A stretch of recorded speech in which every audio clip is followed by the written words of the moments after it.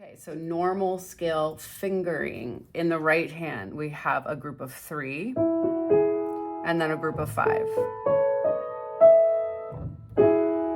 I suggest doing that in a group. That just feels comfortable in our hand. Left hand, 5 and 3. You can do them hands together. Sort of weird.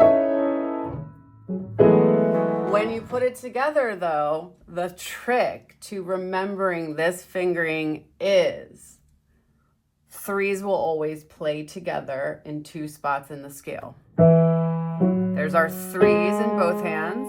Notice that it's on the 3rd note of the scale. And then the 3s land together again on the 6th note of the scale. So when we go to the C scale, I know a lot of people think C is easy. C is the hardest scale to play. Chopin said it, not me. Why? Well, because there's endless places to cross incorrectly. I can just cross all day with the C scale, right?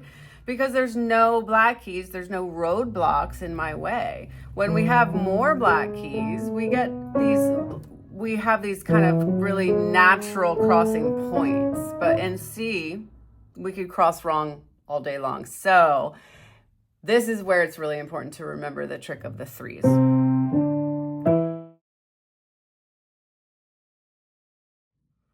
Technique. Okay, when you play, sitting back, put your hands out straight. You should be connecting to the fall board. Shoulders are back and down and comfortable and loose. You want to play on the tips of the fingers, not the flat part. Tips. And we're going to use the elbows to help us cross. So notice that when I cross the right hand, my elbow comes out. My wrist returns to straight.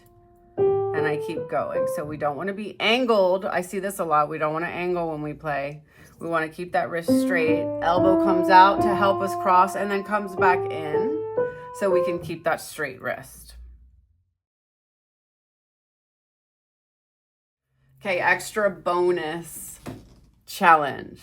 Once you get your regular 1 octave scales feeling comfortable, I want you to think about accenting them in different groups. This is going to really solidify your fingering. Okay, so we'll start with E. When we start with groups of 2, so I'm going to accent every other note.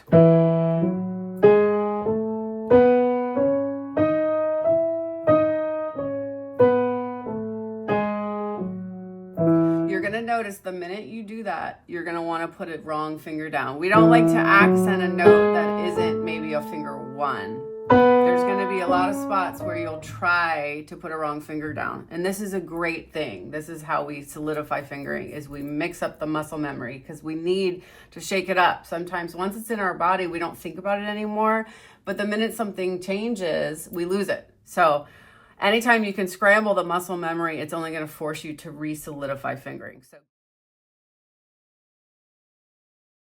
now the question on everyone's mind, multiple octaves, okay? It's wonderful to play 1 octave, but how do we get to 4? Okay, it's quite challenging. It's much harder than people think. Okay, let's go with G. Now, if we just try to keep going here, there's a good chance you'll cross at the wrong spot. Because again, there's a lot of places to cross incorrectly. So what do? What we have to do is to reset our fingering at the 2nd octaves.